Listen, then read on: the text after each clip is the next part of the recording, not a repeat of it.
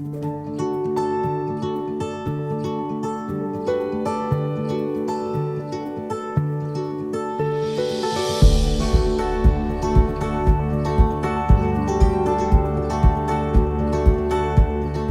allons donc commencer notre séance solennelle de rentrée. Donc, je salue nos chers académiciens, académiciennes, sociétaires et aussi, mesdames et messieurs, qui vous donnez la peine de venir à nos séances, puisque je vous rappelle que nos séances sont publiques.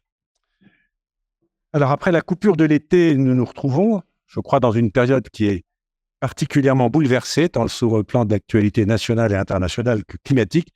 On attendait la tempête, je ne crois pas qu'elle soit encore là et je m'en réjouis.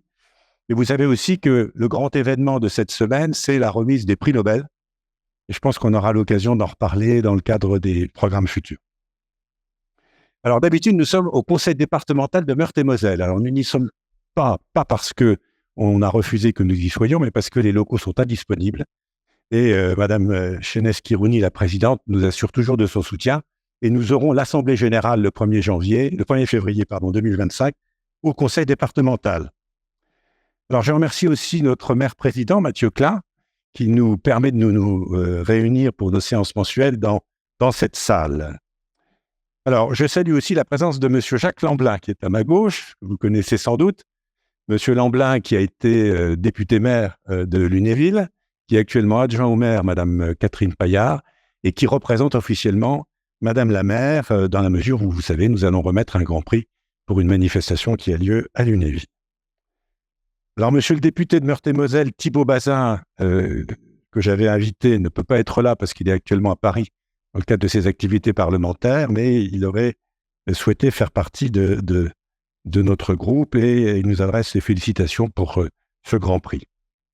Alors, je voudrais aussi remercier les académiciens qui vont animer cette séance à mes côtés. Francis Pierre, qui est quelque part en dessous, voilà, Francis Pierre, qui va introduire la conférence de Mme Grazia Dorel-Ferré, qui est en dessous de moi là, qui va traiter comme vous le savez, de l'archéologie industrielle. Je voudrais aussi remercier Jean-Marie Parisi, à gauche, qui préside cette année la commission Grand Prix de la LS, et c'est avec lui que nous allons remettre ce Grand Prix dans la deuxième partie de cette séance, aux auteurs de livres récompensés.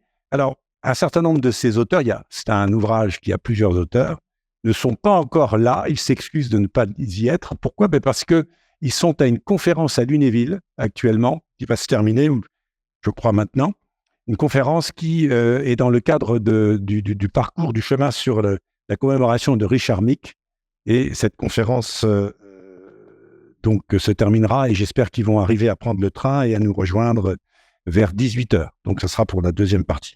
Et nous aurons probablement à cette occasion, un invité particulier que je vous laisserai découvrir tout à l'heure. Alors, je vous rappelle quelques actions que nous avons menées depuis la séance du mois de juin. Vous avez été un certain nombre à venir assister au colloque Art et Santé les 25 et 26 septembre, que nous avions organisé à l'auditorium des Beaux-Arts de Nancy, en partenariat avec l'Académie de Stanislas. Nous avons eu aussi le soutien de la municipalité, de la métropole du Grand Nancy, de l'Université de Lorraine et des musées de Nancy. Alors, je crois que ce colloque était assez remarquable. On a eu un certain nombre de félicitations. Et comme c'est l'habitude avec l'Académie de Stanislas, nous allons publier les actes de ce colloque. Et ces actes seront probablement distribués en 2025. On s'est réunis récemment pour fixer les normes rédactionnelles. Alors, ce partenariat avec l'Académie de Stanislas, c'était un des objectifs de notre mandat du conseil d'administration actuel. Je crois que c'est un succès actuellement. Le prochain président, Jean-El Gamal, succède à Éric Germain. Et nous allons, je vous l'ai déjà annoncé, organiser un autre colloque avec l'Académie de Stanislas qui aura lieu les 11 et 12 décembre 2025 à l'abbaye des Prémontrés de Pont-à-Mousson. Et nous allons y associer la 3e académie de Lorraine, qui est l'Académie nationale de Metz. Et on le fait aussi en partenariat avec, bien entendu, l'Université de Lorraine, le commissariat d'investissement à l'innovation et à la mobilisation économique, qui est dirigé par Joël Berger, qui est un sociétaire de l'ALS. Il y aura des scientifiques, il y aura des industriels et bien sûr des responsables politiques et économiques de notre région. Nous avons un autre projet en 2025 qui est de faire une journée sur quelqu'un que vous connaissez peut-être, Bernard Germain de Lacépède, éminent scientifique et politique à cheval entre le XVIIIe et le XIXe siècle, à l'occasion du bicentenaire de sa mort. Et c'est une initiative de Stéphane Schmitt, qui est, comme vous le savez, nouveau sociétaire de l'ALS, avec lequel on avait organisé en 2023 la journée sur Pline l'Ancien. Et ça sera en collaboration avec le CNRS, le Musée aquarium de Nancy et les archives Poincaré. Alors, nous reprenons ici nos séances mensuelles. Les séances mensuelles habituelles commenceront donc le 13 novembre, après cette séance solennelle de rentrée. Le carton qui annonce ce programme se trouve sur la table qui est devant. Vous pourrez en prendre un exemplaire tout à l'heure. Carton qui est imprimé par la métropole, grâce à M. Frédéric Déric, que je remercie.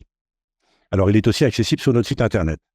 Je vous rappelle l'annonce déjà faite de la refonte complète de notre site Internet, sous la supervision de Jean-Claude Derniam, notre secrétaire général, de Monique Grand-Bastien, qui est là-bas, qui est notre webmestre. Alors, il y a encore quelques réglages à faire, mais d'ici quelques semaines, ce site Internet sera accessible. Et je pense qu'il sera beaucoup plus attrayant et intéressant, et vous nous en direz ce que vous en pensez. Sinon, nous avons également dans ce programme plusieurs activités de type communication-conférence.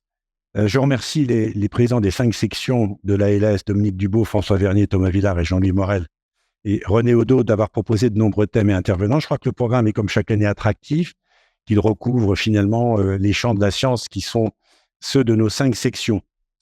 Alors, ce qui n'apparaît pas dans le programme que vous pourrez consulter, ce sont les brèves d'actualité. Ce sont des petites communications de 10 minutes que nous avons introduites l'année dernière et qui sont destinées à faire l'actualité et qui sont proposées par les sections. Il y aura d'ailleurs une brève qui sera prévue et présentée par Jean-Pierre Alluc lors de la session du 13 novembre. Vous recevrez le programme. Alors, je termine ce survol du programme de l'année à venir, de l'année académique, par la séance exceptionnelle qu'on organise chaque année, comme vous le savez, sur un thème particulier qui est défini en commun avec la métropole du Grand Nancy. Cette année, c'est santé et vieillissement. Alors, je ne peux pas vous annoncer le programme dans sa totalité parce qu'il n'est pas totalement bouclé. On attend des réponses de la métropole. Mais ça aura lieu le 30 novembre à la Chambre de commerce et d'industrie de Nancy. Il y aura 2 conférences et 2 tables rondes et la séance commencera à 15h. Alors, un petit mot sur l'évolution de notre conseil d'administration. Vous savez que notre mandat des administrateurs actuels se termine à la fin de l'année, que nous aurons de nouvelles élections lors de l'Assemblée générale du 1er février. Lors de des précédentes séances, je vous avais rappelé les statuts de notre académie, en vous rappelant qu'il y a des membres titulaires, des membres élus, des membres qui sont les anciens présidents qui ont uniquement une activité consultative, et qu'il convient donc d'élire 13 nouveaux administrateurs. Et à l'issue de cette élection qui aura lieu lors de l'AG, sera constitué le nouveau bureau. Alors, nous nous préparons à ces élections et je remercie les présidents de nos 5 sections académiques qui sont membres de droit de leur action d'information et de sollicitation auprès des académiciens et sociétaires afin de trouver des bonnes volontés capables de continuer nos actions. Alors moi, je ne doute pas qu'on mettra en place une nouvelle gouvernance et je souhaite donc évidemment elle soit forte, elle soit unie pour poursuivre nos différentes activités. Je vous rappelle que l'ALS a été fondée en 1828 à Strasbourg. Ensuite, elle a migré de Strasbourg à Nancy au moment de la guerre de 70. Alors, je rappelle que l'article 1er de nos statuts déclare que nous avons comme but les progrès et la diffusion des sciences mathématiques, physiques, naturelles et humaines dans toutes leurs branches théoriques et appliquées. Et j'y ajoute depuis plusieurs années maintenant un intérêt particulier que nous avons pour faire la promotion des sciences en Lorraine. Alors, j'en profite pour vous dire que la convention qui nous unit à la métropole du Grand Nancy a été renouvelée pour 2 ans. C'est une convention très importante parce qu'elle est assortie de subventions sans lesquelles nous ne pouvons pas continuer nos activités. Alors, mesdames et messieurs, je vous remercie de vous être déplacés pour cette séance qui, vous l'avez vu, a été riche de science, d'art et d'émotions. Je remercie tout particulièrement Gracia Dorel-Ferré pour sa conférence très instructive qui nous a fait voyager à travers la France et l'Europe pour finalement nous faire découvrir la richesse de notre patrimoine industriel et avec cette notion qu'il faudrait le préserver. Je félicite les auteurs de ce magnifique livre et là, vous voyez, nous avons l'ouvrage avec son bandeau du prix de l'ALS qui sera exposé au musée abbatial. Et on a parlé de la superbe exposition. On vous a dit que vous pouvez encore la voir si vous ne l'avez vue jusqu'au 3 novembre. Je vous y encourage et Jean-Louis Janin-Davier m'a dit qu'il y aura prochainement une nouvelle exposition tout à fait extraordinaire qui commencera au mois de mars. Bien sûr, un grand merci à Franck Ferrand qui s'y est associé et qui nous permet de mettre en valeur finalement la richesse patrimoniale de la Lorraine et de Lunéville. Merci à tous ceux qui ont participé à l'organisation de cette séance. Je pense que nous aurons, Bernard, un verre de l'amitié tout de suite. On pourra donc se retrouver et échanger. Et je voudrais simplement vous inviter à la prochaine séance qui aura lieu le 13 novembre, ici même. Alors, nous ferons un retour en arrière sur le prix Nobel de médecine 2023 avec une communication de Chantal Finance. Et nous nous questionnerons avec Annette Lexa-Chomard sur l'intérêt des médicaments ARN. Alors, ne pas confondre avec les micro-ARN, pour lesquels il y a eu le prix Nobel de médecine ces derniers jours. Voilà, très bonne soirée. Merci beaucoup.